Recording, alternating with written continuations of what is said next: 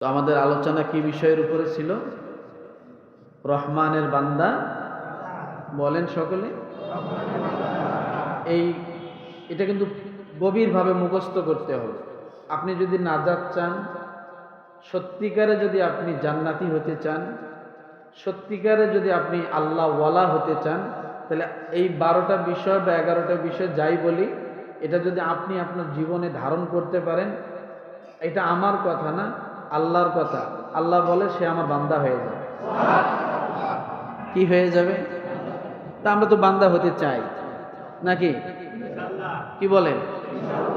আর যে ব্যক্তি বান্দা হবে, আল্লাহ তাআলা বলেন আমি তাকে যেমন তেমন জান্নাত দেব না, জান্নাতুল গুরফা। কোন জান্নাত? জান্নাতুল গুরফা, অর্থাৎ জান্নাতের মধ্যে সর্বস্তরের উন্নতিময় যে জান্নাতটা, এটাই আল্লাহ তাআলা তাকে দান করবে। তাহলে আমরা তো জান্নাত চাই, আল্লাহকে খুশি করতে চাই, আমরা আল্লাহর বান্দা হতে চাই।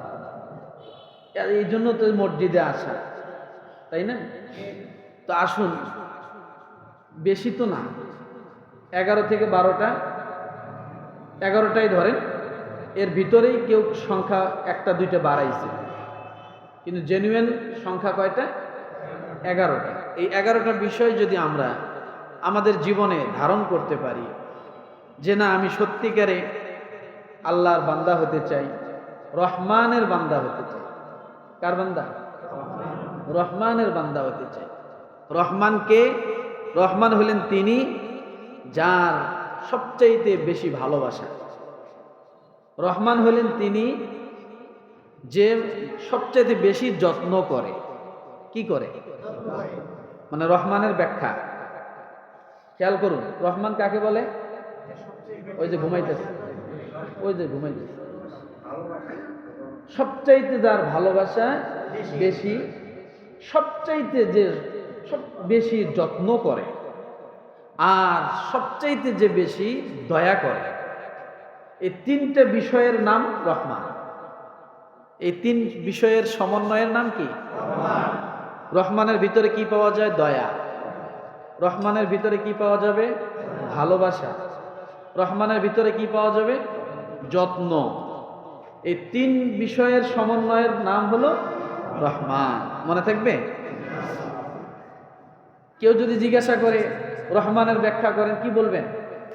ভালোবাসা থাকবে সর্বোচ্চ, যত্ন থাকবে সর্বোচ্চ, দয়াও থাকবে সর্বোচ্চ, তাকেই বলে রহমান। মনে থাকবে? তাহলে আল্লাহ তাআলা কুরআনুল কারীমের প্রায় 5টি জায়গায়, খেয়াল করুন, 5টি জায়গায় আমলে সালেহ বান্দার কিছু কোয়ালিটি, বিশেষণ আল্লাহ ব্যবহার করছেন। কয় জায়গায়? 5 জায়গায়। তার মধ্যে এইটা একটি জায়গা যেখানে আল্লাহ সুবহানাহু ওয়া তাআলা রহমানের বান্দা পরিচয় দিতে যায় প্রায় 11 থেকে 13টা গুণ বর্ণনা করছে। যে 11 থেকে 13টা গুণ যার ভিতরে থাকবে, সেই ব্যক্তি কি হবে? রহমানের বান্দা। আর রহমানের বান্দা যে হতে পারবে, তার জন্য কি আছে? জান্নাতুল গুরফা। মনে থাকবে? আসুন তাহলে আমরা কোয়ালিটি কয়টা জেনে নেই। সর্বপ্রথম কোয়ালিটি আল্লাহ, আমরা গত জুমায় একটা বিষয়ের উপর আলোচনা করছিলাম, যে আল্লাহ সুবহানাহু ওয়া তাআলা রহমানের বান্দা হওয়ার জন্য প্রথম যে গুণটা নিয়ে আসছেন, নামাজ না, রোজা না, হজ না, যাকাত না, কি নিয়ে আসছেন? বলে না কথা, একটু জবান খোলেন। আল্লাহ শিষ্টাচার, নম্রতা, নিরহংকার। কি বলেন তো? নম্রতা, নিরহংকার, তার কোনো অহংকার থাকবে না, এবং সে সব সময় উগ্র মেজাজ ব্যক্তিদের কাছে স্যালেন্ডার হবে। কি হবে? তর্ক করবে না, ঝগড়ায় লিপ্ত হবে না, এগুলো থেকে এড়িয়ে চলবে, নিজেকে সেভ করবে। কারণ এ তো মূর্খ লোক, আমি একে একটা বলবো, ও 10টা বলবে, তাই না? আমি ওকে একটা হয়তো ভালো কথা বলবো, একটা খারাপ ভাষা দিয়ে আমাকে বলবে, আছে না? যেমন অনেকে অনেক সময় বলে, ভাই চলো নামাজে যাই, যা বেটা যা, নামাজ করো যা, আছে না? তো জায়গা বুঝে আপনাকে দাওয়াত দিতে হবে, সময় বুঝে দাওয়াত দিতে হবে। এটাও একটা ইসলামের শিষ্টাচার। আপনি যেখানে সেখানে যাইয়া ইসলামের কথা বলতে পারবেন না, এটাও শিক্ষা আছে ইসলামে। সব জায়গায় যাই আপনি বলতে পারবেন না, সময় বুঝে বলতে হবে। কথাটা বুঝাতে পারছি? তাহলে আসুন, তাহলে আল্লাহ তাআলা সর্বপ্রথম যে গুণটা নিয়ে আসছেন সেটা কি? নম্রতা, নিরহংকার, শিষ্টাচারিতা। হ্যাঁ, দেখেন, আপনি রহমানের বান্দা হওয়ার জন্য আল্লাহ প্রথম মানুষের কাছে স্যালেন্ডার হওয়া শিখাইলেন। আগে তুমি কি করো? মানুষের সাথে বিনয়ী হও। তুমি যদি মানুষের কাছে বিনয়ী হতে পারো, তাহলে তোমার জন্য আমি আল্লাহর কাছে বিনয়ী হওয়া সবচাইতে সহজ। আল্লাহ এটা বুঝাচ্ছেন। সূরাতুল ফুরকান আয়াত নাম্বার 63, কত? এখান থেকে শুরু হয়েছে। তাহলে মানুষের সাথে বিনয়ী হওয়া, আল্লাহর কাছে বিনয়ী হওয়ার ট্রেনিং, বুঝেন নাই? আমি যদি মানুষের সাথে বিনয়ী হতে পারি, তাহলে আল্লাহর কাছে বিনয়ী হওয়া আমার জন্য কি হবে? সবচাইতে সহজ হবে। আর যারা মানুষের কাছে বিনয়ী হতে পারে না, তারা আল্লাহর কাছেও বিনয়ী হতে পারে না। এই জন্য মনোযোগ, সকলে এদিকে তাকান, মনোযোগ। আল্লাহ পাক রব্বুল আলামিন বলেন, ওয়াইবাদুর রাহমানিল্লাযীনা ইয়ামশুনা আলাল আরদি হাওনা ওয়া ইযা খাতাবাহুমুল জাহিলুনা ক্বালু সালামা। রব্বুল আলামিন ডাক দিয়ে বলেন, বান্দা, তুমি যদি রহমানের বান্দা হতে চাও, দয়াময়ের বান্দা হতে চাও, পৃথিবীর মধ্যে আমার মতো, আমি আল্লাহর মতো যত্নবান আর কেউ হতে পারে না। এই যত্নবানের যদি বান্দা হতে চাও, সবচাইতে যে তোমাকে বেশি ভালোবাসা দিবে, সবচাইতে যার ভালোবাসা তুমি পাবা, আছে ভালোবাসা দেনেওয়ালা যদি তুমি বান্দা হতে চাও, আল্লাহ বলে, বান্দারে, সর্বপ্রথম তোমার কাজ হলো, 1 নাম্বার কাজ হলো, তুমি মানুষের সামনে বিনয়ী হয়ে যাও। কি হয়ে যাও? বিনয়ী হয়ে যাও, নিরহংকার হয়ে যাও। আর যখন তোমার সামনে যখন জাহেল লোকেরা, মূর্খ লোকেরা, অজ্ঞ লোকেরা তোমার সম্মান বুঝবে না, তুমি মুরব্বী এটা তারা খেয়াল করবে না, তুমি নামাজি এটা তারা বুঝবে না, তুমি আলেম এটা তারা বুঝবে না, তারা সব মানুষের সঙ্গে যেমন আচরণ করে তোমার সঙ্গে এমন আচরণ করবে। এমন মূর্খ লোক যদি থাকে, যেমন অনেক সন্তান আছে, বাবার সঙ্গে যেমন আচরণ, অন্য মানুষের সঙ্গে তেমন আচরণ, মায়ের সঙ্গেও খারাপ আচরণ করে, আছে না নাই? আছে। কিন্তু রব্বুল আলামিন বাবা এবং মায়ের সঙ্গে আচরণের ক্ষেত্রে আল্লাহ সুন্দর একটা পার্থক্য করে দিয়েছেন, বলেন সুবহানাল্লাহ। বাবা এবং মা দুইজন যে আছে, তোমার মায়ের সঙ্গে কেমন আচরণ হবে, তোমার বাবার সঙ্গে কেমন আচরণ হবে, আল্লাহ এটা শিখাই দিয়েছে। সুবহানাল্লাহ বলেন। ওয়াকাদা রাব্বুকা আল্লা তা'বুদু ইল্লা ইয়াহু ওয়া বিল ওয়ালিদাইনি ইহসানা। আমার ইবাদতের পরে মা বাবার খেদমত করো। উফফি ওয়ালা তানহারহুমা ওয়া কুল লাহুমা কওলান কারীমা। তুমি যখন তোমার মায়ের সঙ্গে কথা বলবে, বাবার সঙ্গে কথা বলবে, কওলান কারীমা, সম্মান সূচক কথা বলো। কি সূচক? সম্মান সূচক কথা বলো। মা এবং বাবা দুইজনের পার্থক্যটা একটু করে দেই। দেখেন, মাকে মনে করেন আপনার রুমে একটা চেয়ার আছে, বোঝেন? আপনার মা এবং বাবা দুইজনেই মুরব্বী, বাড়ি থেকে আপনার বাসায় আসছে। এখন দুইজন একসঙ্গে আসছে, আপনার ঘরেও ঢুকছে একসঙ্গে। আপনার ঘরে চেয়ার কয়টা? একটা। এবার আপনি বলেন তো, আপনার বাবাকে কোথায় বসতে দিবেন আর মাকে কোথায় বসতে দিবেন? চেয়ার একটা, জি বলেন। চেয়ার কে পাবে? কে পাবে? আর মাকে কোথায় বসাবে? মনে আছে তাইলে আলহামদুলিল্লাহ। মাকে কেন? চেয়ার তো হলো সম্মানের আসন, বিছানা তো আর সম্মানের আসন না। কিন্তু একটা জিনিস বুঝতে হবে, বাবার চেয়ারে, মাকে কোথায়? বিছানায় নিয়ে মাকে জড়ায় ধরে চুমা খান। সুবহানাল্লাহ। কপালে চুমা খান, হাতে চুমা খান। কারণ এখানে সম্মান নয়, সর্বোচ্চ ভালোবাসা। এখানে কি?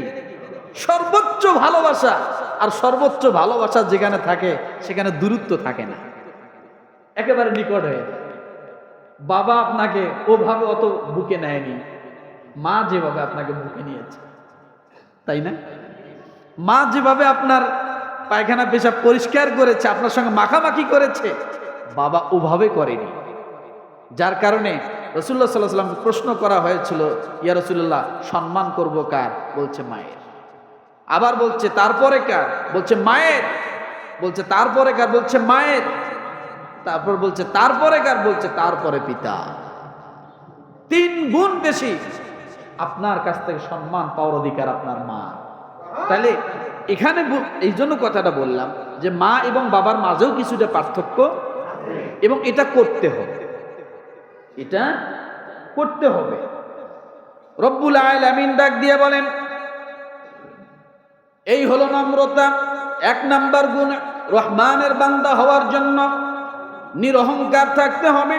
আর জাহেল টাইপের লোকগুলো যখন তোমাদের সঙ্গে উদ্ধত আচরণ করবে, ঝগড়া করার চেষ্টা করবে, তর্ক করার চেষ্টা করবে, তখন বলবে ক্বালু সালামা, আমি স্যালেন্ডার। আপনি অল্প সময়ের জন্য হেরে গেলেন, লম্বা সময়ের জন্য আপনি বিজয়ী লাভ হলেন। ওই ব্যক্তি হয়তো মনে করে, কেন স্যালেন্ডার হলি কেন, এরকম বলে না, স্যালেন্ডার হলি কেন। আবার অন্যের কাছে গল্প করে, যখনই ধরছি স্যালেন্ডার হয়েছে। আরে ভাই, ও তো অল্প সময় স্যালেন্ডার হলো, 5 মিনিটের জন্য, 10 মিনিটের জন্য, সাময়িক সময়ের জন্য, কিন্তু লম্বা সময় বিজয় লাভ করেছে। কি লাভ করেছে? উলাইকাল জান্নাতুল গুরফা, সে জান্নাতের অধিকারী হয়েছে। তাহলে সর্বপ্রথম রহমানের বান্দার গুণ কি? নম্র হওয়া। এবার আসুন দ্বিতীয় নাম্বার গুণটা কি? আল্লাহ পাক রব্বুল আলামিন বলেন, ওয়াল্লাযীনা ইয়াবিতুনা লিরাব্বিহিম সুজদান ওয়া কিয়ামা। ওয়াল্লাযীনা ইয়াবিতুনা লিরাব্বিহিম সুজদান ওয়া কিয়ামা। রহমানের বান্দার দ্বিতীয় নাম্বার গুণটা হলো, সে রাতের বেলা উঠবে, দাঁড়ায়া নামাজ পড়বে, সেজদা করবে। দ্বিতীয় নাম্বার গুণ কি? রাতের ইবাদত। বলেন কিসের? দ্বিতীয় নাম্বার গুণ কি? অনেকে এই যে মুখ বন্ধ করছে আর কিন্তু খোলে না, মুখ খোলেন নাহলে ঘুম আসবে। রাতের ইবাদত কি? আল্লাহর সামনে দণ্ডায়মান হওয়া, সেজদায় পতিত হওয়া। এটার নাম কি? তাহাজ্জুদ। কি বলেন তো, এটার নাম কি? এবার একটু পার্থক্য করেন। আল্লাহ তাহাজ্জুদ নামাজের ক্ষেত্রে গুণের দিক থেকে দ্বিতীয় নাম্বারে ফেলালেন, আর 1 নাম্বারে নম্রতা ফেলাইছে, তাই না? তাহলে বোঝা গেল, মানুষের সাথে যে ব্যক্তি বিনয়ী হতে পারবে, ওই ব্যক্তির জন্য আল্লাহর ইবাদত করা সহজ হয়ে যায়। বুঝাইতে পারছি? কেমন সহজ হবে?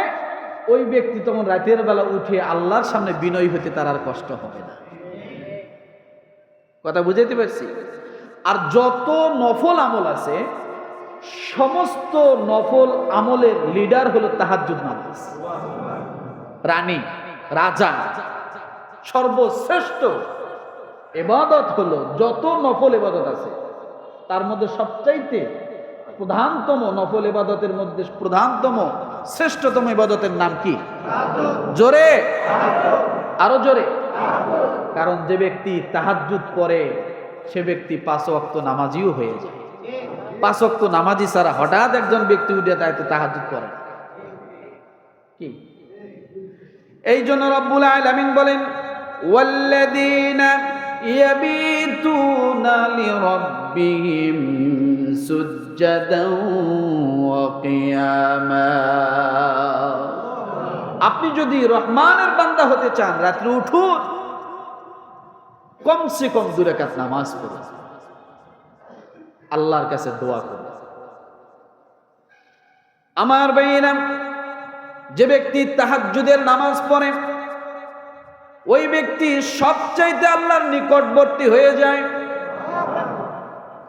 যে ব্যক্তি আল্লাহর বন্ধু হতে চায়, আল্লাহর ওলিতে পরিণত হতে চায়, আর যদি সে তাহাজ্জুদের নামাজ না পড়ে কোনোদিন ওলি হতে পারে না। কারণ ওলি হওয়ার জন্য শর্ত হলো রাতের বেলা সে বিছনাকে আলাদা করবে, কিছু সময়ের জন্য আল্লাহর সামনে চোখের পানি ফেলাবে।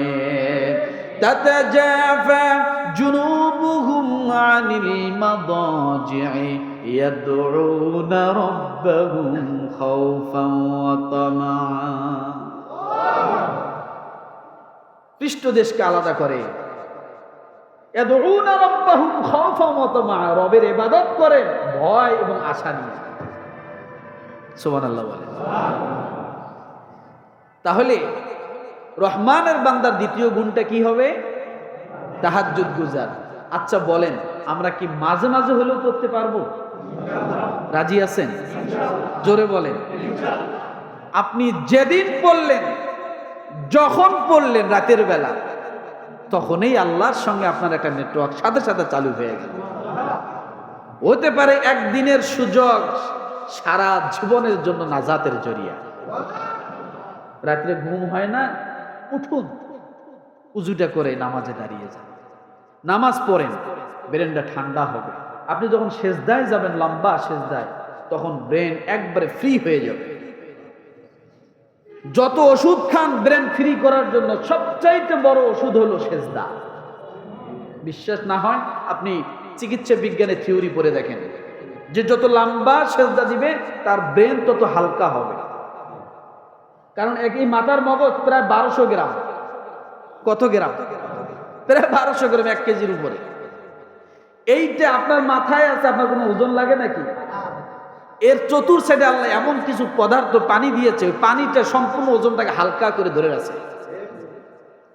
যখন আপনি সেজদায় যান, তখন এইটা আবার রিপেয়ার হয়, তখন মানুষের মাথা আরো ফ্রি হয়ে যায়। এই জন্য সেজদা আল্লাহ তাআলা এইভাবে দিচ্ছেন, চিকিৎসা বিজ্ঞানে এটা বাইর করছে। তাহলে আমরা তাহাজ্জুদ পড়ব ইনশাআল্লাহ, রাজি? এরপরে তৃতীয় নাম্বার গুণ হলো রহমানের বান্দার, ওয়াল্লাযীনা ইয়াকুলুনা রাব্বানা সরিফ আন্না আযাব জাহান্নাম ইন্না আযাবাহা কানা গরামা। দেখেন, তাহাজ্জুদের পরে যে দোয়া করবেন, দোয়া আছে না নেই? সূরা ফুরকান আয়াত নাম্বার 65। কত? আয়াত নাম্বার 65। রব্বুল আলামিন এখানে ডাক দিয়ে বলেন, বান্দা বলবে, যারা বলো আল্লাযীনা ইয়াকুলুনা রব্বানা ইগফির লানা রব্বানা ইসরিফ আন্না, হে আমাদের প্রতিপালক, জাহান্নামের আযাব আমাদের থেকে দূরে রাখুন। তাহলে আপনি তাহাজ্জুদের নামাজ পড়লেন, এরপরে আল্লাহর কাছে দোয়া করলেন। আপনার 1 নাম্বার রহমানের বান্দার গুণ হবে সে সব সময় জাহান্নাম থেকে আল্লাহর কাছে পানা চাবে, চাওয়ার দিক থেকে পানা চাবে, কর্মের দিক থেকে বিরত থাকবে। জাহান্নামে যায় এমন কোন কর্ম বান্দা করবে না। এটা দোয়ার মাধ্যমে বান্দা আল্লাহকে বলা আর নিজেকে জাহান্নাম থেকে মুক্তির জন্য, নিজে দূরে থাকার জন্য চেষ্টা করা, এটার জন্য আল্লাহ তাআলা দোয়া শিখিয়ে দিয়েছেন। বলেন সুবহানাল্লাহ। এখানে একটা চ্যাপ্টার দেখেন, তাহলে নম্রতা এবং তাহাজ্জুদের পরে আমরা কি পাইলাম? এখানে কিন্তু দুইবার দোয়া আছে। কয়বার? তাহলে তাহাজ্জুদের পরে দোয়া আর যে কোনো ভালো কাজ করার পরে দোয়া, এই দুই দোয়া আল্লাহ তাআলা কবুল করে। সুবহানাল্লাহ। আপনি একজনকে উপকার করেছেন, আপনার একটা সমস্যা সমাধান হচ্ছে না, রব্বুল আলামিনের কাছে তুলে ধরেন, আল্লাহ আমি এই গরিব মানুষটার উপকার করলাম, এই ওসিলা আমার এই সমস্যাটা সমাধান করে দাও। আপনি যে কোনো সমস্যায় পড়েন না কেন, একজন মানুষের উপকার করেছেন, আল্লাহর কাছে তুলে ধরবেন, রব্বুল আলামিন আমি মানুষটার এই উপকার করেছি, যদি তোমার কাছে পছন্দ হয় তাহলে তুমি আমার এই বিপদ থেকে উদ্ধার করে দাও। এইভাবে আপনি যদি আল্লাহর কাছে তুলে ধরেন, এই জন্য রব্বুল আলামিন শিখিয়ে দিলেন, বান্দারে মানুষের উপকার করো, ভালো আচরণ করো, আর তাহাজ্জুদের নামাজ পড়ে পড়ে আমি আল্লাহর কাছে তুমি জাহান্নাম থেকে পরিত্রাণ চাও। তাহলে রহমানের বান্দা তৃতীয় নম্বর গুণ কি? তৃতীয় নম্বর গুণটা হলো দোয়া। এরপরে রব্বুল আলামিন চতুর্থ নম্বর গুণের কথা বলেন, ওয়াল্লাযীনা ইযা আনফাকু লাম ইউসরিফু ওয়া লাম ইয়াকতুরু ওয়া কানা বাইনা যালিকা কাওয়ামা। ও বান্দা যখন দোয়া করবে, ইন্নাহা সাআত মুস্তাকাররাম ওয়া মুকামা, এটাও বলবে আল্লাহ আমি ক্ষণস্থায়ী জাহান্নামও চাই না, চিরস্থায়ী জাহান্নামও চাই না, এমন জাহান্নাম তুমি আমাকে দিও না। কারণ আমরা ক্ষণস্থায়ী সহ্য করতে পারবো না, চিরস্থায়ী তো আরো পারবো না। কথা ঠিক না? তাহলে এই দোয়ার মাঝে বান্দা যদি এইভাবে বলে যে আমি লম্বা সময় চাই না, অল্প সময়ও চাই না, তুমি সম্পূর্ণ জাহান্নাম থেকে আমাকে কি করো? মুক্ত করো। আমার ভাইরা, চতুর্থ নাম্বার বান্দার গুণটা হলো দান করা। কি করা? এখন কম না বেশি? কম না বেশি? দান জোরে বলে, আরো জোরে না। কি রহমানের বান্দার ক্ষেত্রে আল্লাহ কি বলছে দেখেন, আল্লাহ এই কথা বলে নাই যে বেশি বেশি দান করো, সুবহানাল্লাহ বলে। রহমানের বান্দা যদি হতে চান তাহলে দান কেমন করবেন আল্লাহ এটা শিখাচ্ছে এখানে। আপনি আমি বললে তো হবে না নাকি? রব্বুল আলামিন ডাক দিয়ে বললেন, ওয়াল্লাযীনা ইযা আনফাকু লাম ইউসরিফু ওয়া লাম ইয়াকতুরু ওয়া কানা বাইনা যালিকা কাওয়ামা। রব্বুল আলামিন বলেন, বান্দা তোমরা যদি রহমানের বান্দা হতে চাও তাহলে মধ্যম পন্থায় তোমরা দান করো, বেশিও করিও না আবার কমও করবা না। কি বোঝেন নাই কথাটা? তোমরা যদি রহমানের বান্দা হতে চাও, লাম ইউসরিফু সীমা লঙ্ঘন করিও না, ওয়ালাম ইয়াকতুরু আবার কি কমও দিও না। লাম ইউসরিফু সীমা লঙ্ঘন করিও না, অধিক করিও না, বেশি ব্যয় করিও না। ওয়ালাম ইয়াকতুরু আবার কি কমও করিও না, মধ্যম পন্থায় অবলম্বন করো। সুবহানাল্লাহ বলেন। এখন এই মধ্যম পন্থা অবলম্বন কেমনে হবে? রব্বুল আলামিন আরেক জায়গা বলেন ওয়ালা তাজআল ইয়াদাকা মাগলুলাতান ইলা উনুকিকা ওয়ালা তাবসুতুহা কুল্লাল বাসতি ফাতাকউদা মালুমান মাহসুরা। তোমরা এমন কৃপণ হইও না যে হাত, এই যে আল্লাহ এইভাবে, মানে আল্লাহ যেভাবে বলছে তাতে বোঝা যায় এইভাবে, তোমরা হাতকে ঘাড়ের সঙ্গে দানের খেয়ে সময় ঝুলাইয়া রাখিও না। আবার আল্লাহ বলতেছেন হাতকে একবারে ছেড়ে দিও না। সুবহানাল্লাহ বলবেন না? সূরা বনী ইসরাঈল সম্ভবত। তোমরা হাত দুটি তুমি তোমার ঘাড়ের সাথে বেঁধে রেখো না এবং সম্পূর্ণরূপে ছেড়েও দিও না। কারণ দান করতে করতে এমন হইও না যে ফকির হয়ে গেছে, আবার কৃপণ হইও না যে কিছুই দিব না, কাকে রুটি নিয়ে গেছে ওই রুটি আনতে হবে, এটাও যেন না। মনে থাকবে এটা কত নাম্বার গুণ গেল? পঞ্চম নাম্বার গুণ। এবার দেখেন আলাদা রব্বুল আলামিন ডাক দিয়ে বলেন সূরা ফুরকান 68 নম্বর আয়াত, ওয়াল্লাযীনা লা ইয়াদউনা মা'আল্লাহি ইলাহান আখারা ولا يقتلون النفس التي حرم الله إلا بالحق ولا يزنون ومن يفعل ذلك يلقى أثاما। আগের যতগুলো কথা আল্লাহ বলেছেন এই কথাগুলো, আর এখন যে পঞ্চম নাম্বার গুণ যায় রহমানের বান্দার থাকবে, এই কথাগুলোর মাঝে আকাশ জমিন ব্যবধান। আগের কথাগুলো হলো ইচ্ছা দিন, কি দিন? তাহাজ্জুদ নামাজ ইচ্ছা, দান ইচ্ছা, এরপরে আপনার নম্র আচরণ এটা ইচ্ছা। কিন্তু এখন রব্বুল আলামিন যে কথা বললেন ওয়াল্লাযীনা লা ইয়াদউনা মা'আল্লাহ, পঞ্চম নাম্বার গুণ হলো রহমানের বান্দা হবে তারা যারা শিরক করে না। কি করে না? কি করে না? আল্লাহর সঙ্গে অন্য কারোর সঙ্গে শরীক করে না। কারণ এই একটি বিষয় যদি আপনার না থাকে তাহলে আপনার জন্য সামনের জীবন অনেক উন্নত, অনেক কি উন্নত। তাহলে এক নাম্বার শিরক করো না।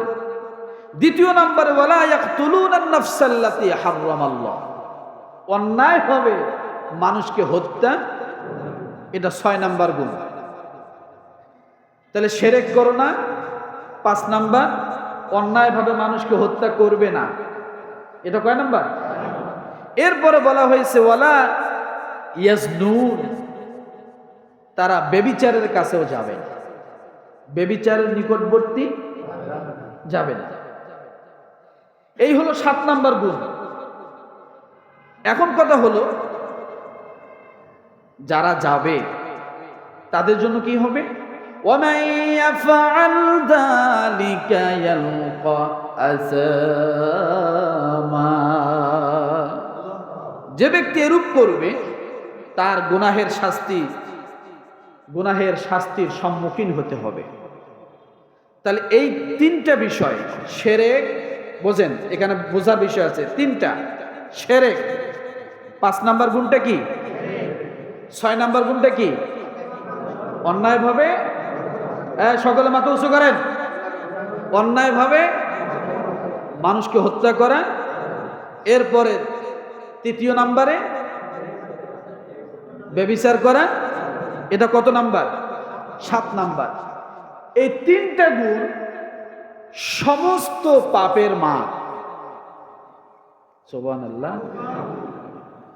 সমস্ত গুনাহের কি মা। আর হাদিসে আর 2টা আসছে, মিথ্যা একটা আর মিথ্যা সাক্ষ্য দেওয়া একটা। এখানেও মিথ্যা সাক্ষ্য আছে, আসতেছি। তাহলে সমস্ত গুনাহের মা কি? শিরক। এরপরে অন্যায় মানুষকে, এরপরে ব্যভিচার করা। এটা হলো সমস্ত পাপের মূল, রানী রাজা। কবিরা গুনাহ, কবিরা গুনাহের মধ্যে তিনটা সবচেয়ে বড় ভয়ঙ্কর, মারাত্মক। আবার হাদিসের ক্ষেত্রে আরো 5টা আছে, 7টাও আছে। কোরআনের আয়াতের ক্ষেত্রে এখান থেকে আমরা নিয়ে আসছি। তাহলে এগুলো করা যাবে? যদি করে কি হবে? রব্বুল আলামিন ডাক দিয়ে বলেন, ইউদাআফ লাহুল আযাবু ইয়াওমাল কিয়ামাতি ওয়া ইয়াখলুদু ফীহি মুহানা। যদি এই তিনটা কবিরা গুনাহ কারো ভিতরে থাকে, 1 নম্বরে শিরক করা, 2 নম্বরে অন্যায়ভাবে মানুষকে হত্যা করা, 3 নম্বরে হলো ব্যভিচার করা, আল্লাহ বলেন কিয়ামতের দিন তার শাস্তি বৃদ্ধি করা হবে। কি করা হবে? শাস্তি বৃদ্ধি করা হবে। শুধু বৃদ্ধি নয়, দ্বিগুণ বাড়ায় দেওয়া হবে, ডবল হবে। কি হবে? আপনি যা প্রাপ্য তা পাবেন, এরপর ওই পরিমাণ আরো বেশি পাবেন। নাউজুবিল্লাহ বলেন, জোরে বলেন।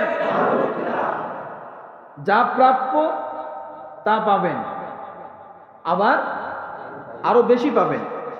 বলে না ডবল ফাঁসি আছে না? নাই? কত ফাঁসি? ডবল ফাঁসি। এরপরে রব্বুল আলামিন বলেন,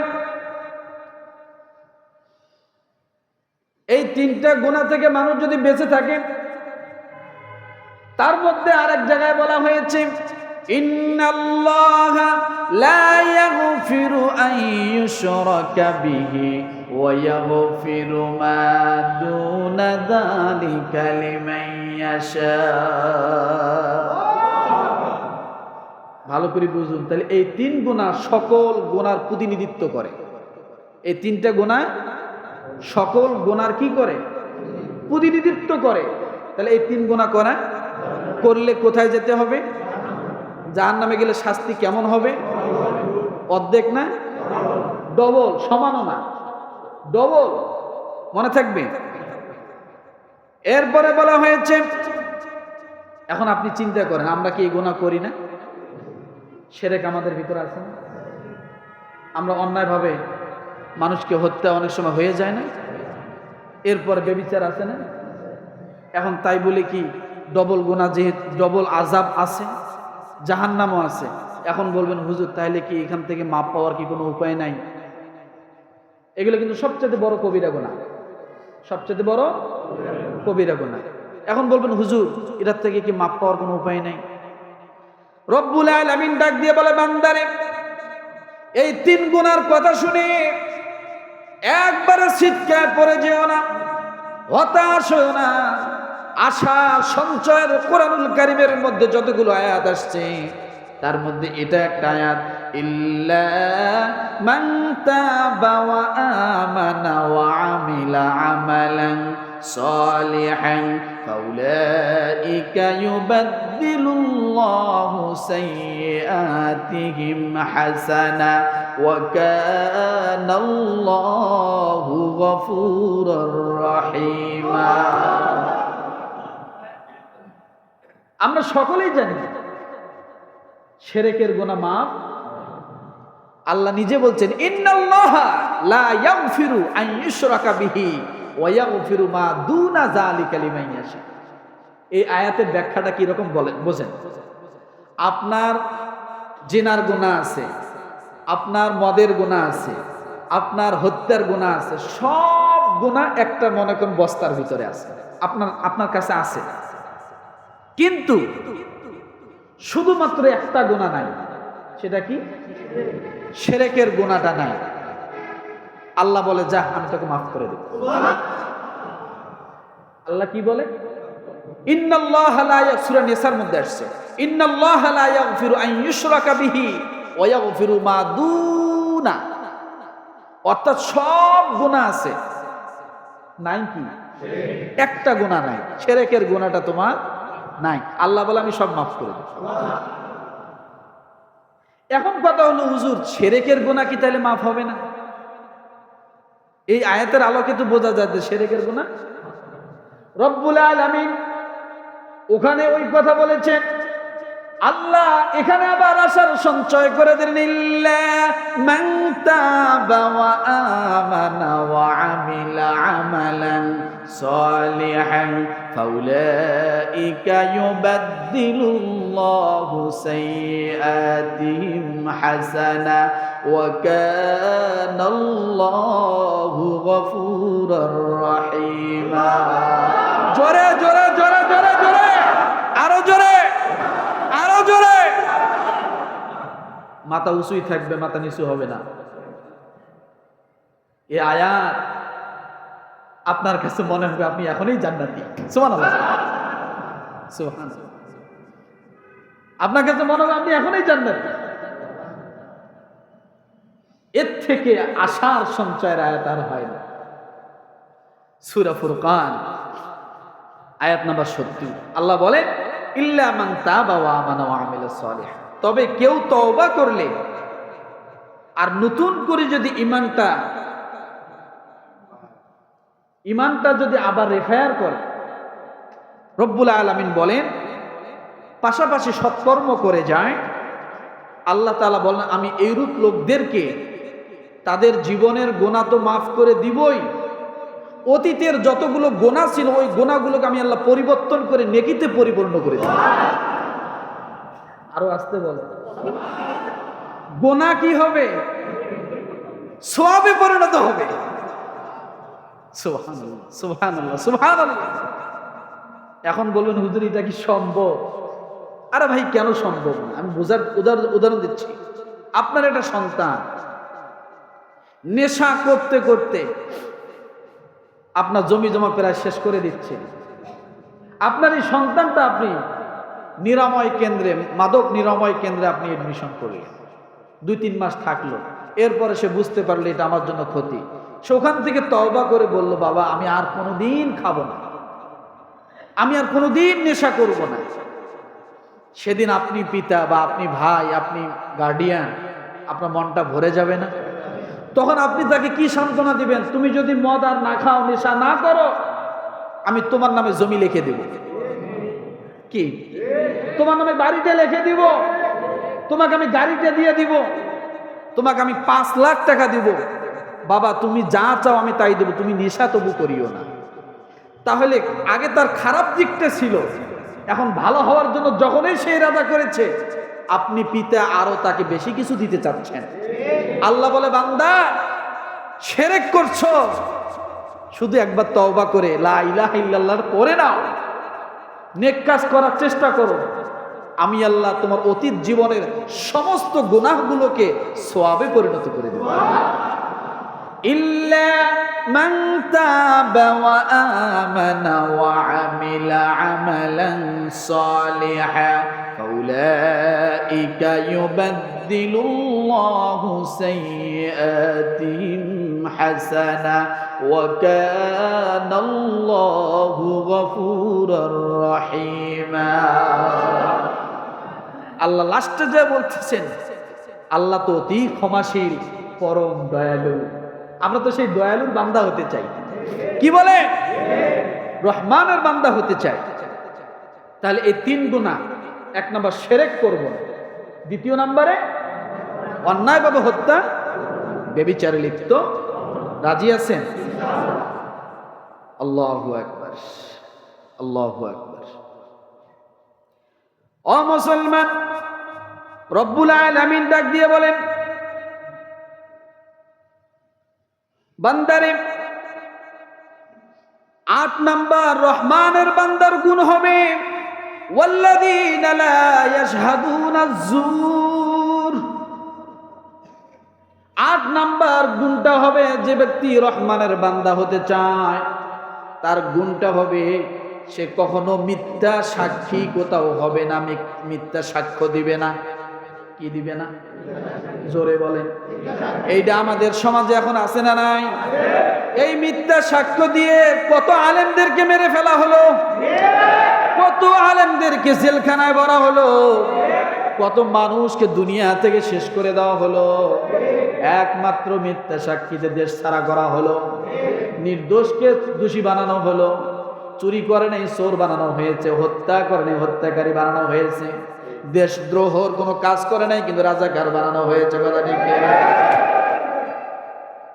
আহা, কি করলে, কি হলো? নিজের জীবনটা এখন ফেরিওয়ালা হয়ে গেছে। কি হয়ে গেছে? মানুষের ক্ষতি করলে নিজের ক্ষতি হয়, প্রমাণ আছে না? মানুষের ক্ষতি করলে নিজেদের ক্ষতি হয়, এটাই বাস্তব। শিখুন এখান থেকে, এখান থেকে শিখুন, এই আলোচনাগুলো থেকে শিখুন, নিজের জীবনে ধারণ করার চেষ্টা করুন। অন্যের ক্ষতি করলে নিজের ক্ষতি হয়, অন্যের গাতায় পড়লে নিজের গাতায়। এক সময় কেউ বিএমপি করে এই কথাটা মুখ দিয়ে উচ্চারণ করার কোনো সাহস ছিল না, জামাত করে এটা সাহস ছিল না, অন্য কোনো দল করে মতাদর্শ করে বলার কোনো সাহস ছিল না। কিন্তু পরিবর্তনটা এমনই হয়েছে, আ কওয়ার শব্দ উচ্চারণ করার সামর্থ্য এখন আর নাই, সরেয়া বলার শক্তিটা এখন আর নাই। এটাই তো পরিবর্তন, আল্লাহ এইভাবেই দেয়। এই জন্য শুধু ওদিকে না, ব্যক্তি জীবনের থেকেও শিখুন। আমরা শিখি, এখানে শেখার জন্য আমরা আসি। কি বলে? এখানে শেখার জন্য আসি যে আমরা কখনো কারো সামনে অত্যাচারিত হব না, অত্যাচার করব না। রাজি আছেন? কোন বিষয় জুলুম করব না।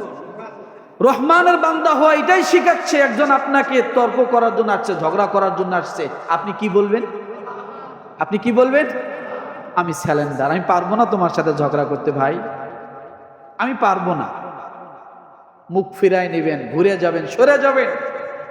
আপনি সাময়িক সময় হেরে গেলেন, চিরস্থায়ী সময়ের জন্য আপনি বিজয়ী লাভ করলেন। এটাই শিখাচ্ছে এই আলোচনা থেকে। কথা ঠিক কি? তাহলে মিথ্যা সাক্ষী দেওয়া যাবে? এরপরে রব্বুল আলামিন বলেন 9 নম্বর গুণ, ওয়াইদা মাররু বিল্লাগফি মাররু কিরামা। রহমানের বান্দা যারা হবে তারা বেহুদা কথায় সময় নষ্ট করবে না, বেহুদা কাজেও সময় নষ্ট করবে না, অনর্থক কাজে ঘোরাঘুরি করবে না, তাস খেলায়া জুয়া খেলায়া সময়টা পাস করবে না, অর্থের দণ্ড করবে না, লুডু খেলায় রাত জায়গায় শেষ করবে না, খামাখা মোবাইল থেকে রাতটা একবার নষ্ট করে দেবে না। আল্লাহ বলেন যারা রহমানের বান্দা হবে তারা প্রতিটা সময়কে হিসাব করে করে তারা সময়টাকে পরিচালনা করবে। আমাদের সমাজে কত সময় এখন নষ্ট হচ্ছে। বর্তমান যুগের ছেলেমেয়েরা বাবাকে চায় না, মাকে চায় না, মোবাইল চায়। কি চায়? বাবাকে চায় না, মাকে চায় না, মোবাইল চায়। বাস্তবতা আছে না? ভাত চায় না, কিছু চায় না, টাকা চায় মোবাইলে এমবি ঢুকানোর জন্য। সমাজ শেষ হয়ে যাচ্ছে। এই জন্য প্রত্যেকটা সময় আমাদের চিন্তা করে করে কাটানো উচিত। আজকে বহির্বিশ্বে তারা এত উন্নত কেন? তারা সময়কে কাজে লাগায়। আর বাংলাদেশে আমরা এত অবনতি কেন? আমরা সময়কে অপচয় করি। সময়কে কি করি? অপচয় করি। শুধুমাত্র সময়ের মেনটেন হয় কিছু কিছু কঠিন কর্মসংস্থানে, আর হলো এই মসজিদে ইমামতির কাজে। 1 মিনিট এদিকেও যাওয়া যাবে না, ওদিকেও যাওয়া যায়। হ্যাঁ, হুজুর আগে দাঁড়াইছে কেন? উনি আজ এক রেখাত পায় নাই তাই গরম। আবার যদি একদিন আগে আসে, হুজুর ঘড়ি দেখে না, আছে না? নেই ঘড়ি দেখে না, আজান একটু দেরি হলে একটু আগে চলে। সময়কে আমরা এখানে মূল্য দেই শুধু এই ক্ষেত্রে, বিরোধিতার ক্ষেত্রে। কি রাগ করলেন নাকি? ইমামের ভুল ধরার ক্ষেত্রে সময়ের মূল্য দিচ্ছি, কিন্তু আমি কত সময় নষ্ট করে আসলাম। 1 কাপ চা খাইতে লাগে 3 মিনিট, আমি 3 ঘন্টা কাটায় আসছি। হয় না? কিন্তু এটাই একটা বিষয়, সময়ের জ্ঞান শেখায় আল্লাহ তাআলা। এখান থেকে শিক্ষা দিচ্ছে, ওয়াইদা কামু ইলাস সালাতি কামু কুসালা। মুনাফিকরা ছটফট করবে, আসলে এটা ঠিক না। মনে থাকবে? তাহলে 9 নম্বর গুণটা কি? তারা বেহুদা সময়, অহেতুক কার্যকলাপের সময়, ব্যবসা বাণিজ্য লেনদেন সব জায়গায় তাদের ভালো আচরণ থাকবে, সময়কে মেনটেন করে মানুষের গুরুত্ব দিয়ে তারা চলবে। এটাই হলো একজন রহমানের বান্দার গুণ। 10 নম্বর গুণটা কি? রব্বুল আলামিন বলেন, ওয়াল্লাযীনা ইযা যুক্কিরু বিআয়াতি রাব্বিহিম লাম ইয়াখিরু আলাইহা সুম্মান ওয়া উমিয়ানা। রহমানের বান্দার 10 নম্বর গুণটা হলো, যখন তাদের সামনে কুরআনুল কারীমের আয়াতগুলো তেলাওয়াত করা হয়, কোরআনের বয়ান করা হয়, দ্বীনের কথা বলা হয়, তালিমের কথা বলা হয়, তারা এখান থেকে উপদেশ গ্রহণ করার জন্য সামনে অগ্রসর হয়। আছে না নাই? কিছু মানুষ আছে এখনো আমাকে চেনেই না, 10 বছর নামাজ পড়ে আমার পিছনে বিশ্বাস হয়। বিশ্বাস হয় কথাটা? 10 বছর আমার পিছনে নামাজ পড়ে কিন্তু আমাকে চেনে না। আমি আশ্চর্য হয়ে যাই। 5 বছর নামাজ পড়ে আমি ইমামকে চেনে না। 1 বছর নামাজ পড়ে আমি ইমামকে চেনে না। কথা বলতে গেলে অনেক সময় বোঝা যায়। আমার জিজ্ঞেস, হুজুর কোন মসজিদে নামাজ পড়ান? বলে, হুজুর আমি তো প্রতি শুক্রবারে নামাজ পড়ি। কি পরিমাণ মুসল্লি কোন নামাজ পড়ে এবার বোঝেন। ওই রাস্তায় সে জায়গা ভাগ করে নিয়েছে প্রতি শুক্রবারে।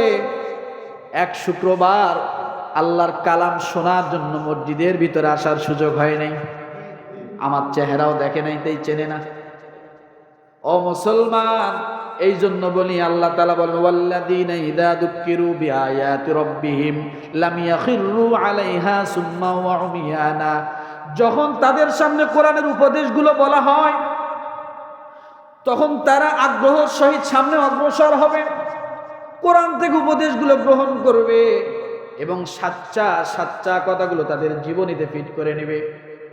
তাইলে বোঝা গেল, যাদের প্রতি জুমা বয়ান শোনার জন্য, কোরআন থেকে আলোচনা শোনার জন্য আগ্রহ জাগে, অবশ্যই তারা রহমানের বান্দার পরিচয় পেয়েছে। বলেন সুবহানাল্লাহ। বাড়িয়ে বললাম? বাড়িয়ে বললাম? সত্য কথা, সত্য কথা। 15 বছর এখানে, 15.5 বছর, 16 বছরের কাছাকাছি, অনেক অভিজ্ঞতা। 1 বছর নামাজ পড়ে আমি ইমামকে চেনে না। মুসল্লি কি আর আমি কি। অথচ এক লোক সেই কোনাবাড়ি থেকে আসতো আর বলতো, হুজুর আমি নামাজের পরে আপনার সঙ্গে শুধু আপনার সঙ্গে একটু দেখা করে যাই, আপনি যাতে আমাকে দেখেন। বলে, কেন এমনটা করেন? হুজুর আমি আপনার মুসল্লি। আমি বলি, আপনি কেন এমন করেন? কিয়ামতের ময়দানে যদি আল্লাহ জিগায় নামাজ পড়ছো, তখন তো বলবো পড়ছি। আল্লাহ যদি বলে সাক্ষী করি, সেদিন যেন অন্তত বলতে পারি, হুজুর ওই যে আপনার সঙ্গে নামাজের শেষে দেখা করে আসি, আপনি যেন বলেন যে হ্যাঁ আল্লাহ এ আমার মুসল্লি। কথাটা মনে পড়ল। লোকটা এখনো আসে, এখন বোট বাজার থেকে আসে এখানে। ও মুসলমান, এক একজনের ধারণা এক এক রকম। কেউ হুজুর দেখলে দৌড়ায়, আর কেউ হুজুর দেখলে খুশি হয়ে সামনে আগায়। আছে না? কেউ ঝামেলা মনে করে, কেউ বন্ধু মনে করে। আছে না? আছে।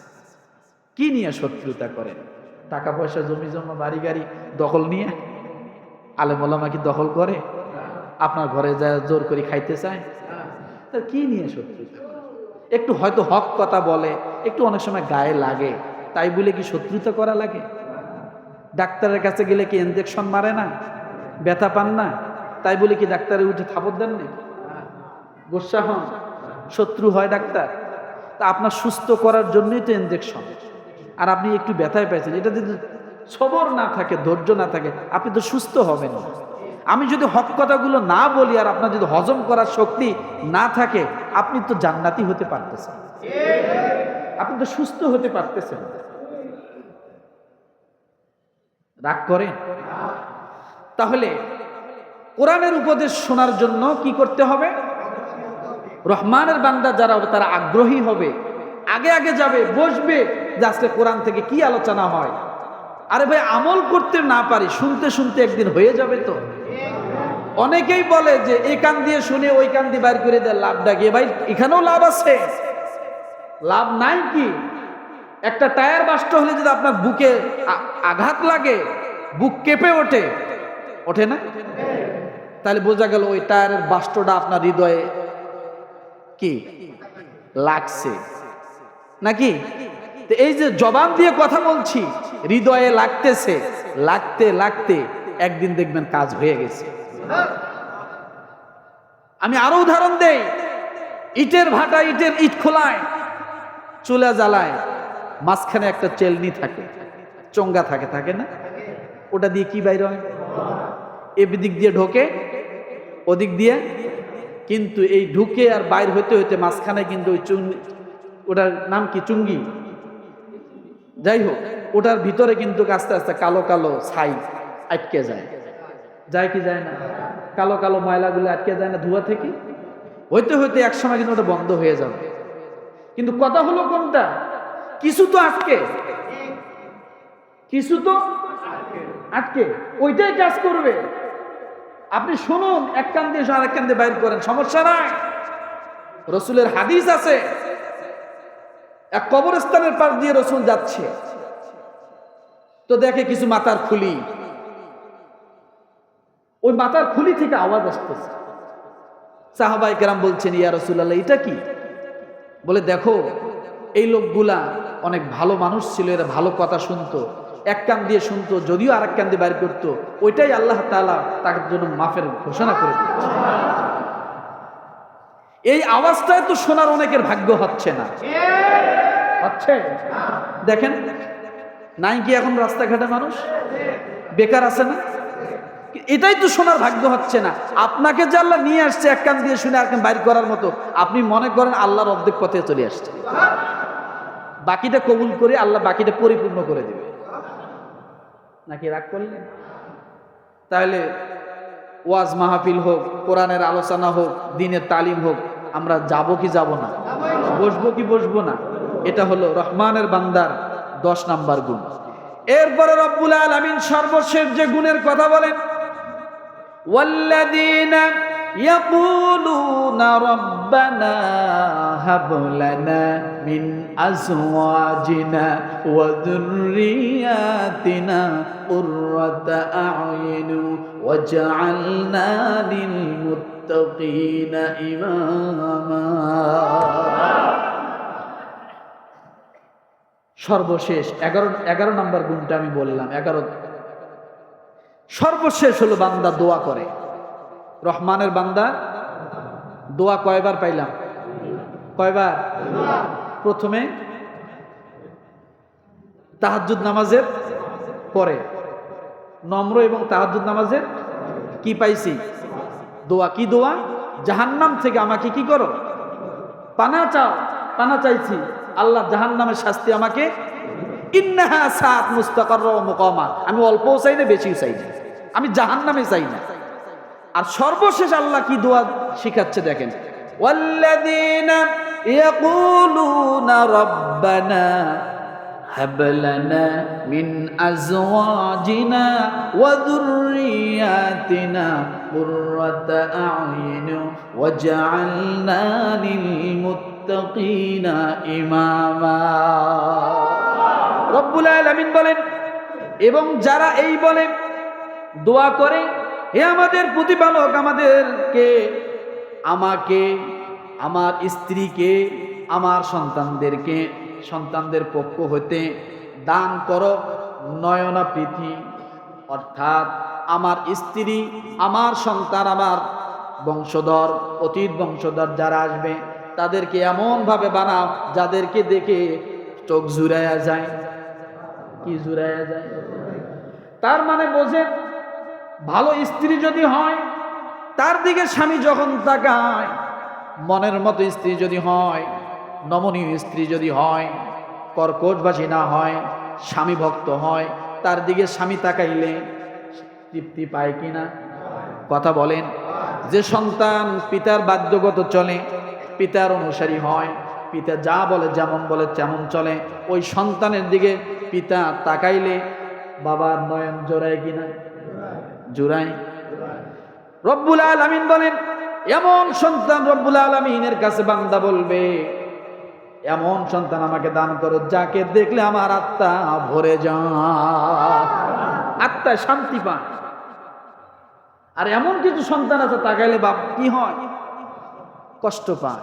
এমন কিছু স্ত্রী আছে তাকাইলে স্বামী কি পায়, কষ্ট পায়। তাহলে দুইটাই আছে। তাহলে আল্লাহর কাছে চাইতে হবে কোনটা, যেটার দ্বারা আমার কি হবে, শান্তি আসবে। আল্লাহ এমন সন্তান এমন স্ত্রী আমাকে কি করো, দান করো। এরপরে বলা হয়েছে ওয়াজআলনা লিল মুত্তাকিনা ইমামা। শুধু তাই নয়, রব্বুল আলামিন তুমি আমাকে এমন আমলদার বানাও, এমন চরিত্রবান বানাও, এমন নমনীয় বানাও, এমন তাহাজ্জুদ গুজার বানাও, এমন মানুষ বানাও আয় আল্লাহ যারা আমাকে দেখে, তোমার অনেক বান্দারা আমাকে দেখে অনুসরণ করতে পারে। ওয়াজআলনা লিল মুত্তাকিনা ইমামা, এটা শুধু নামাজের ইমাম না। কেমন ইমাম? অর্থাৎ আপনি এমন আমলদার হবেন, এমন বিনয়ী হবেন, এমন তাহাজ্জুদ গুজার হবেন যে আপনি রাস্তা দিয়ে হাঁটবেন, মানুষ আপনাকে দেখে চিন্তা করবে লোকটা আসলে আল্লাহওয়ালা। বোঝেন নাই কথাটা? আপনার হাঁটা, আপনার চলা, আপনার কথা, আপনার আচরণ, এটা যেন অন্যদের অনুসরণীয় হয়। অন্যদের কি হয়, আপনাকে দেখে যেন তারা কি করে। যেমন একজন ব্যবসায়ী আরেকজন ব্যবসায়ীকে দেখে কি করে, অনুসরণ করে না। কিরে ও রাত 11টা পর্যন্ত দোকান করে, আমি 10টায় বাসায় যাই, না এটা হবে না। ও সকাল 7টা থেকে রাত 11টা পর্যন্ত দোকানে বসা থাকে, আর আমি সারাদিন দোকান বন্ধ রাখি, হবে না।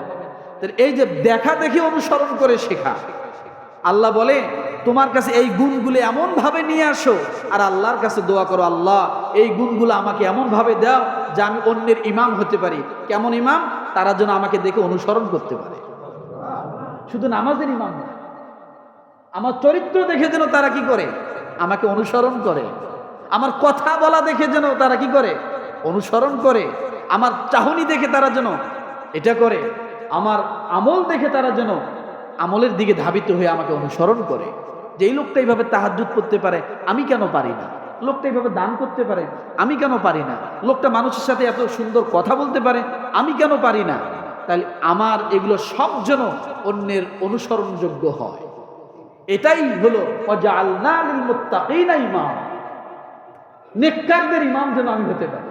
যারা নেকের পথে আসবে তাদের কি হতে পারি, ইমাম হতে পারি। সুবহানাল্লাহ। তাহলে কয়টা গুণ বললাম? কয়টা? সর্বপ্রথম গুণটা কি? নম্রতা, মনে থাকবে। দ্বিতীয় নাম্বার গুণটা কি? তাহাজ্জুদ, তাই না? এরপর তৃতীয় নাম্বার গুণটা কি? হ্যাঁ, জাহান্নাম থেকে পানা চাও। চতুর্থ নাম্বার গুণটা কি? মধ্যম পন্থায় দান করা। মধ্যম পন্থায়, বেশি বেশি না, কি মধ্যম পন্থায়, অর্থাৎ বেশিও না হয় কমও না হয়। এরপর পঞ্চম নাম্বার গুণটা কি?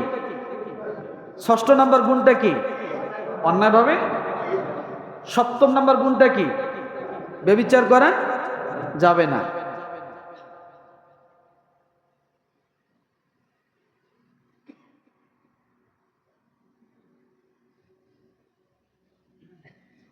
অষ্টম নাম্বার গুণ, মিথ্যা সাক্ষ্য দেওয়া যাবে না। 9 নাম্বার, বেহুদা কথা বেহুদা কাজে লিপ্ত হওয়া, নিজেকে কি করতে হবে, সেভ করতে হবে। যেখানে বেহুদা কাজ আছে সেখানে আমি যাব না।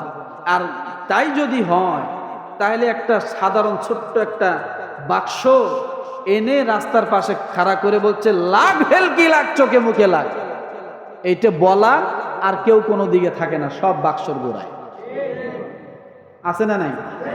এর আসতে মানে ওঠায় না, এর খালি লেজ দেখায়, আর আমরা খালি দেখি। কি আছে না? মানুষ কম হয় নাকি? হ্যাঁ, খালি লেজ দেখায়, তাতেই দেখা যায় যে 100-200 লোক জড়ো হয়ে গেছে। খালি লেজ দেখায় 3 ঘন্টা কাটায় দিছে। লাস্টে যায় কি করলো, ওই লেজ থুইয়া তাবিজ মোতা গাছের শিকড় এগুলা বেচতেছে, জনগণের অভাব নেই। আর আজান দেই নামাজে আসে, মাইক দিয়ে ডাকি তাও আসে, এত ভালো কথা কই তাও শোনে, আর শুধু লেজ দেখায় তাতে লোকের অভাব থাকে না। বোঝেন নাই মনে হয়? এটা কি খেলা? জোরে কর, সাপ খেলা। সাপের কি আবার খেলা আছে নাকি? হাডুডু খেলে, গোলা শুট খেলে, ফুটবল ক্রিকেট, সাপের আবার কিসের খেলা? আমরা আসলে আমরা বোকার জগতে বসবাস করি, মাথায় ধরে না সাপ কি খেলে, ওরা আবার কিসের খেলা? দৌড় খেলে। এই দেখার জন্য মানুষের অভাব থাকে না। আর এত ডাকি ভাই আসেন মসজিদে আসেন, কথা শোনেন, উল্টে বিরোধিতা করে, আছে না নাই? 10 নম্বর গুণটা কি? কোরআনের সঠিক উপদেশগুলোকে শোনার জন্য আগ্রহ প্রকাশ করা, এটা হলো রহমানের বান্দার গুণ। 11 নম্বর গুণ কি? বেশি বেশি করে দোয়া করা, নিজের জন্য, স্ত্রী সন্তানের জন্য, এবং এই দোয়া করা যে আল্লাহ তুমি আমাকে এমন ইমাম বানাও যা তোমার মুত্তাকি বান্দারাও যে আমাকে দেখে জন্য কি অনুসরণ করতে পারে। আল্লাহ তাআলা আমাদেরকে তৌফিক দান করুন। পারবো না ইনশাআল্লাহ? এখন কথা হলো হুজুর এই 11টা গুণ করলে পুরস্কার কি? পুরস্কারটা একটু নিয়ে যাই 2 মিনিট নাকি? রব্বুল আলামিন বলেন উলাইকা ইউজজাউনাল গুরফাতা বিমা সাবারু ওয়া ইউলাক্কাউনা ফিহা তাহিয়াতাও ওয়া সালামা। পুরস্কার আল্লাহ বলেন রহমানের বান্দা যারা হবে তাদের পুরস্কার কি? এরাই তারা, আল্লাহ বলেন এরাই তারা যাদেরকে তাদের সবরের প্রতিদানে জান্নাতের সুউচ্চ প্রসাদ আল্লাহ তাআলা দান করবেন। জান্নাতের সবচেয়ে উঁচু দালানের নাম হলো গুরফা। কি বলেন তো? কি সবচেয়ে উঁচু সম্মানিত বালাখানার নাম কি? উলাইকা ইউজজাউনাল গুরফা বিমা সাবারু। তারা যে 11টি কাজ করতে যায় সবর করছে, অন্যের সাথে ঝগড়া করেনি, সবর করছে, আল্লাহ বলেন এই সবরের বিনিময় এবং সুন্দর কথার বিনিময় আমি আল্লাহ তাআলা তাদেরকে জান্নাতের মধ্যে সবচেয়ে উঁচু মাকামটা দান করব। রাজি আছি ইনশাআল্লাহ? ইনশাআল্লাহ। আল্লাহ তাআলা আমাদের সকলকে কবুল করুক, আমিন। ওয়া আখির দাওয়ানা আনিল হামদুলিল্লাহি রাব্বিল আলামিন।